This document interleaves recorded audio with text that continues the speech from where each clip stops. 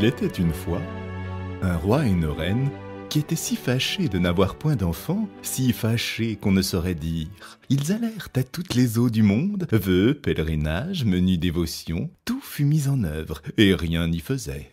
Enfin, pourtant, la reine devint grosse et accoucha d'une fille. On fit un beau baptême, on donna pour marraine à la petite princesse toutes les fées qu'on put trouver dans le pays. Il s'en trouva 7, afin que chacune d'elles, lui faisant un don, comme c'était la coutume des fées en ce temps-là, la princesse eut par ce moyen toutes les perfections imaginables. Après les cérémonies du baptême, toute la compagnie revint au palais du roi, où il y avait un grand festin pour les fées. On mit devant chacune d'elles un couvert magnifique, avec un étui d'or massif, où il y avait une cuillère, une fourchette et un couteau de fin or, garni de diamants et de rubis. Mais comme chacun prenait sa place à table, on vit entrer une vieille fée qu'on n'avait point priée, parce qu'il y avait plus de 50 ans qu'elle n'était sortie d'une tour et qu'on la croyait morte ou enchantée.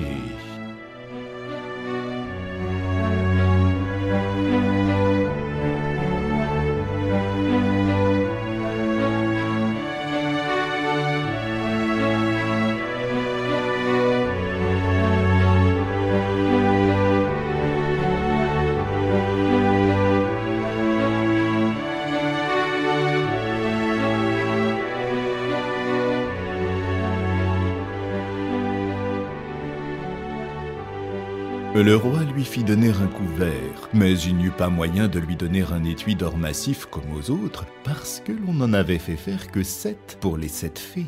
La vieille crut qu'on la méprisait, et grommela quelques menaces entre ses dents. Une des jeunes fées, qui se trouva auprès d'elle, l'entendit, et, jugeant qu'elle pourrait donner quelque fâcheux don à la petite princesse, alla, dès qu'on fut sorti de table, se cacher derrière la tapisserie, afin de parler la dernière, et de pouvoir réparer, autant qu'il lui serait possible, le mal que la vieille aurait fait.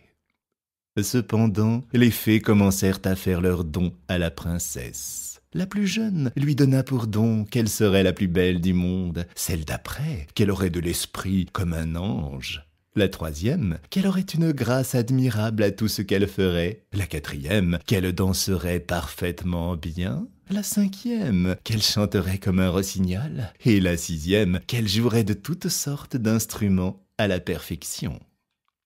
Le rang de la vieille fée étant venu, elle dit, en branlant la tête, encore plus de dépit que de vieillesse, que la princesse se percerait la main d'un fuseau et qu'elle en mourrait.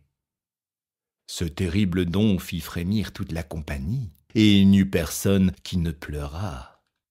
Dans ce moment, la jeune fée sortit de derrière la tapisserie et dit tout haut ces paroles.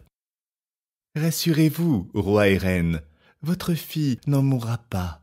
Il est vrai que je n'ai pas assez de puissance pour défaire entièrement ce que mon ancienne a fait. La princesse se percera la main d'un fuseau, mais au lieu d'en mourir, elle tombera seulement dans un profond sommeil qui durera 100 ans, au bout desquels le fils d'un roi viendra la réveiller.